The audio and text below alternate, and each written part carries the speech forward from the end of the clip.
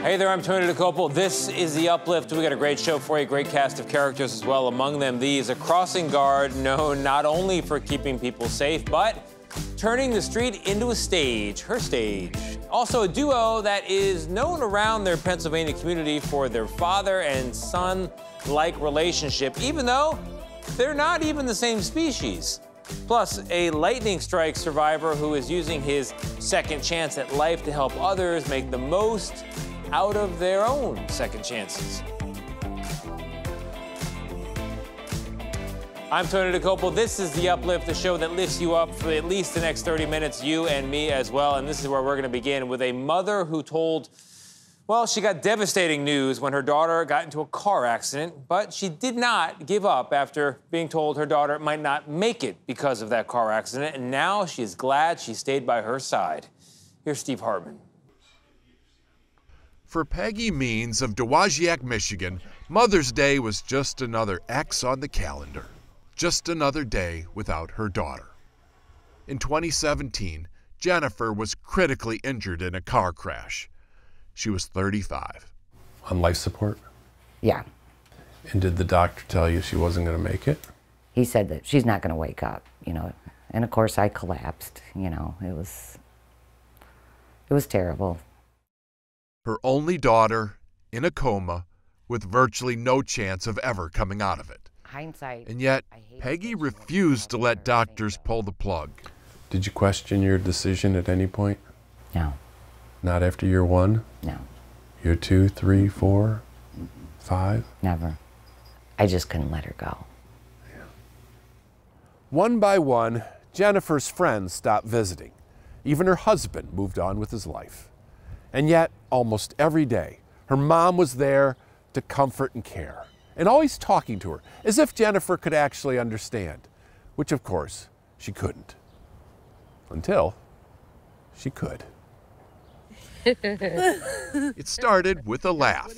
Jennifer had been off life support, but still in a coma, when her mom said something funny. And that was it. Oh, Lord have mercy. A year later, Jennifer came home. Although she still can't walk and struggles to speak, her mind is sharp and her heart filled with joy. What's the best part about being back among us? Everything? Yeah. She especially loves visiting with her boys. And as for Peggy, the mom who made these moments possible, this Mother's Day may be her best one ever. Because even though she won't be getting flowers or candy, Jennifer can now muster those words that matter most and deliver them as sincerely as they've ever been spoken.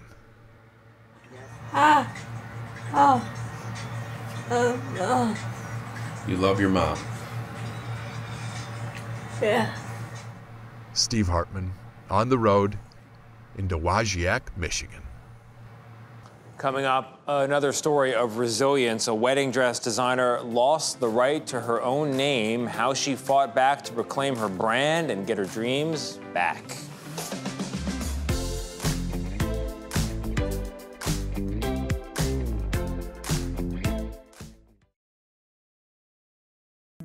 Haley Page was known among brides as one of the nation's top wedding dress designers, but after a lengthy legal battle, Page couldn't even be known by her own name. Here's Nancy Chen with her story of resilience and how she reclaimed her life.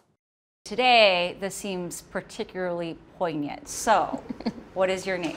Haley Page. Does that feel good? It feels real good to say it. For nearly 4 years, there's a question that has consumed Haley Page. This is Haley Page! What's in a name? Why is it so meaningful to be able to actually use your name? Well, there was a period of time where I couldn't use my name. What's in Haley Page's name is everything. I feel like a princess. Are you getting paged? I am getting paged. You just got paged? I did! Ever since she began starring on TLC's Say Yes to the Dress about a decade ago, brides have dreamed of one day wearing a Haley Page dress. Oh my God, this is Haley Page! Another surprise. And as a designer with more than 1 million followers on Instagram alone, Paige became a celebrity in the bridal industry. Have you always wanted to be a designer? There's never been a time where that wasn't my biggest dream. But at the height of her success in 2020, her dream began imploding when Paige found herself in a legal battle with her then employer, dressmaker and distributor JLM Couture. It is with a very heavy heart that I announced my resignation as a designer. I was very eager at 25 years old to chase after my dream, and I had signed an employment contract without counsel. And years later, it was interpreted in ways that I never anticipated or could imagine. Back in 2011, as a rising star, Paige had signed with JLM, giving them the right and license to use her name in connection with the bridal industry. So you sign on the dotted line, no questions asked? I had blinders on early in my career because I was so hyper-focused on myself and what I could do for other companies. Around a decade later, JLM sued Paige, alleging she violated a non-compete, posted social media content that did not align with the brand, and promoted other companies without permission. Then, when employment discussions broke down, they say she locked them out of her main Instagram account, which they believed they owned, something Paige denies. After a federal judge ruled in JLM's favor, the company took over Paige's social media accounts. They hired another designer to make dresses under her name, with Paige allegedly receiving none of the commissions or royalties.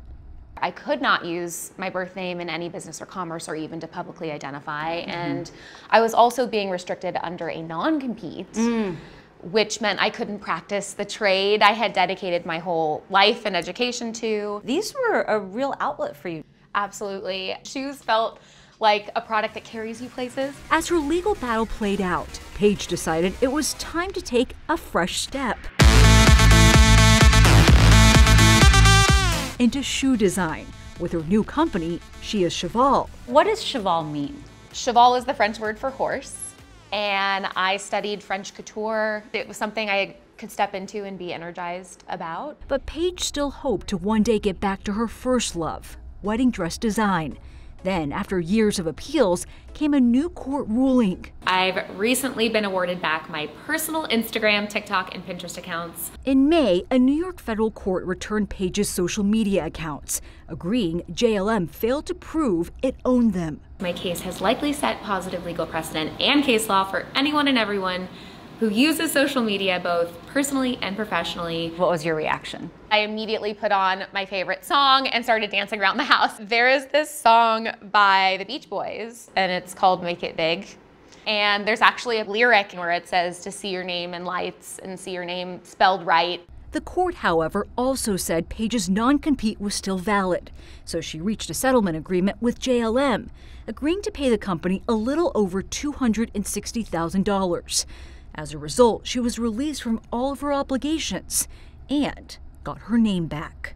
In a statement to CBS News, JLM said it is satisfied that it has resolved its differences with Paige and wishes her well. What was it like to pull these out and know I can do this again? Oh, it was just so fulfilling. Now Paige is focused on the future, which includes designing shoes and dresses and marrying her fiancé Conrad, with no question about who's designing her wedding dress. You emanate joy and you emanate happiness. Was that always there, no matter what? So much of life probably tries to dim that. You can kind of decide, I know that that is going on, but I can also still feel like myself, and I can still hopefully dazzle women, because that is something that I believe I can do. It's a special thing to be able to hold on to that. All right, meet the duo in their Pennsylvania neighborhood for having the same morning routine every single day. They are a common sight in the community, but they are still turning heads. Plus, someone else who turns heads, a crossing guard who goes above and beyond to keep people safe by bringing them joy.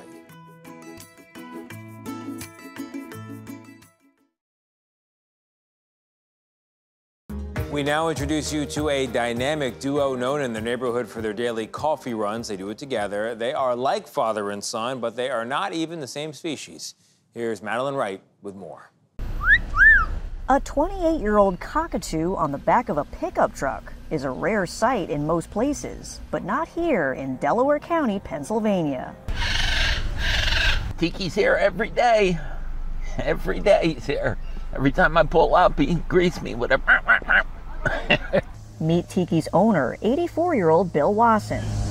The former cockatiel breeder brings his feathered companion to the local Wawa every day so the bird can get out of the house and socialize. Wasson buys coffee and a newspaper inside, while Tiki waits patiently outside, a cherished morning ritual for the last 8 years. See, this is his routine. He knows that I'm coming, and then we're going to go in there and we're going to have coffee and something to eat. Wasson feeds Tiki bread dipped in coffee. He says his pet is family. He's like my son. You know, that's what he thinks. I'm his dad, who knows? You know, because he don't tell me. He just shows me. Wasson says Tiki is unlike any bird he's ever owned. Smart, affectionate, and independent. People see him and they come over to him and talk to him. Tiki loves chatting with customers. You being good? They admire his beauty and incredible beak strength. And peach feathers, I love the peach feathers. Actually, I've never seen a bird this color. Alrighty. After breakfast, the pair heads to a second Wawa down the street for a change of scenery. What are you doing? Wawa's general manager says with Tiki by his side, Wasson's more than just a fixture in the community, he's a Delaware County legend. It's a Delco thing, for sure. So tell me you're from Delco without telling me you're from Delco. You see the bird and you know where you are. A man and his bird. He's a good boy. Spreading joy to those around them. Madeline Wright, CBS News, Delaware County, Pennsylvania. Crossing guards are tasked with keeping pedestrians safe, but one woman in Brooklyn is going above and going beyond. The street is her stage, and she's using it to spread joy. Here's Steve Overmeyer from CBS New York. School is out, and for students, crossing the busy streets of Brooklyn can be nerve-wracking. But in the distance, these kids see something full of joy. My name is Esther Bishop, a.k.a. Star, and I am the dancing crossing guard. I let them know we got them dance. For 15 years, Star has been a member of the NYPD Crossing Guards. Her goal is to make every driver see her, but she's really transformed this street into a stage, and it's infectious. For the children to know that it's okay to dance, to be joyous, to be happy, to express yourself. So what kind of professional dancing experience do you have? I have none. I just dance. In a world that rushes by in a blur, Star's dance is a reminder to slow down and savor the moments that make life sweet. I like the smiles on the faces. I like the hugs. This is what makes a community blossom. An example of how a little dance and a little laughter can brighten the dreariest of days. What's my goal every day? To do this right here, meet people, meeting you, seeing your face again, uplifting people. That's my goal. What other goal can you have better? For a crossing guard named Star, it's fitting she makes this corner of the city shine bright. Steve Overmeyer, CBS News, Brooklyn, New York. It's a sweet story there. Coming up after the break, how a man who got a second chance after surviving a lightning strike used his new lease on life to help others.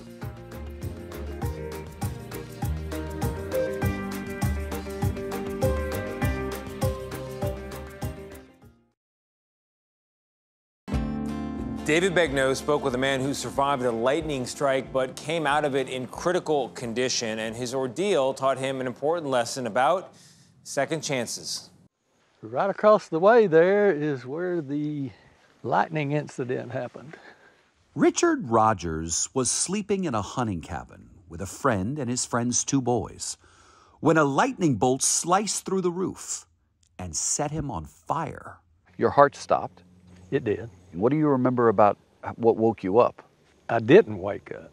Okay. I was dead. Skin on his chest burned away.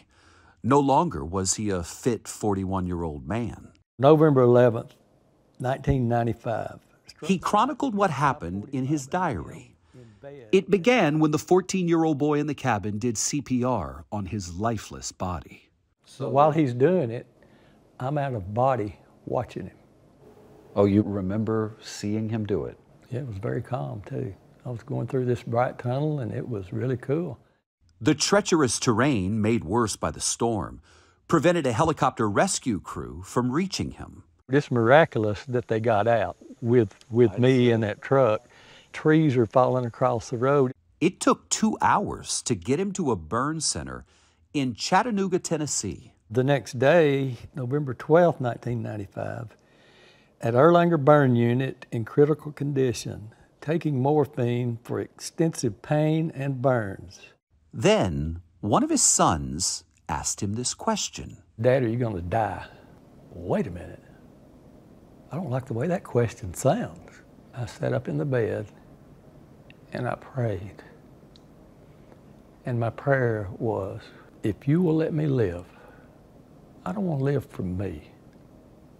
I want to live for others that I can help. That pledge was made possible by hard work. This is our showroom here at U.S. Stove Company. You see, Richard Rogers is chairman of the board at the U.S. Stove Company. And through that company is where he started to learn about second chances. This is a new one. Rogers, along with his brother, inherited the company from their father, abruptly. When I was 23, I was working in the warehouse area, and he walks by me and he says, Richard, we're not going to make it. What do you mean we're not going to make it? Hell yes, we're going to make it. Hell yes, we're going to make it. Last time I ever saw him alive. He left there and went to his home and took a shotgun and ended his life in his driveway. The company was broke? Yes. Oh. Insolvent.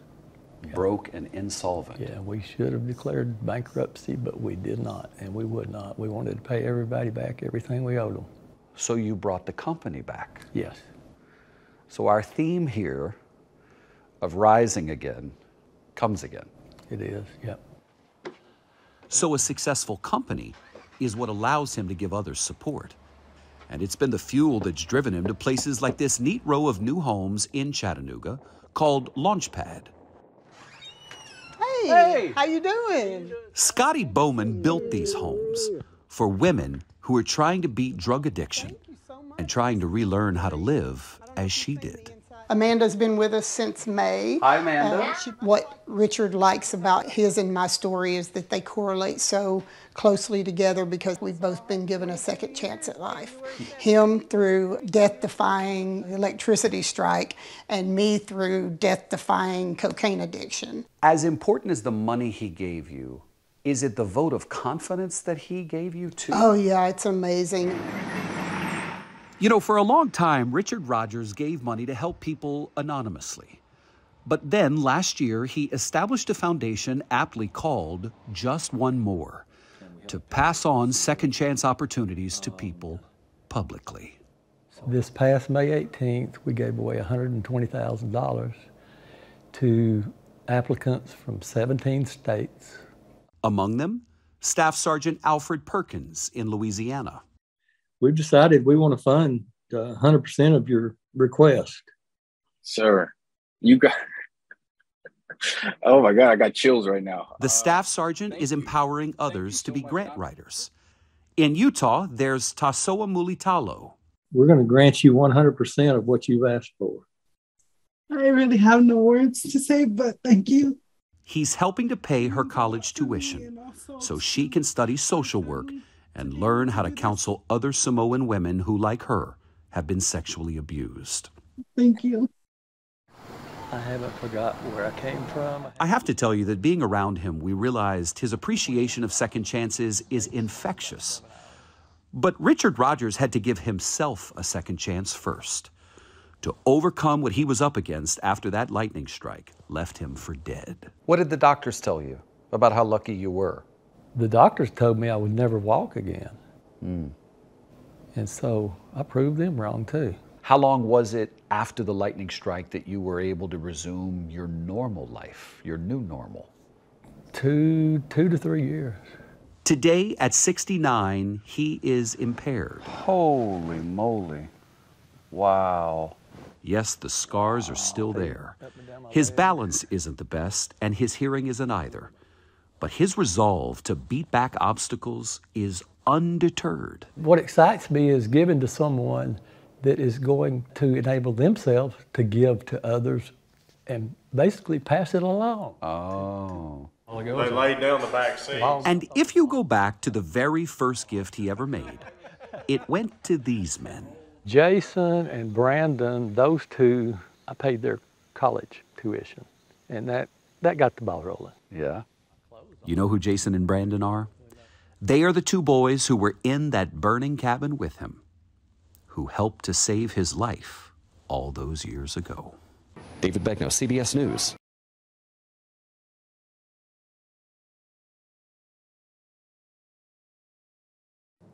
That is our show. I hope it brightened your day. I hope it lifted you up. I'm confident it did. If for some reason it didn't, go ahead and press play again. Reruns, they remain free. I'm going to go find some good news.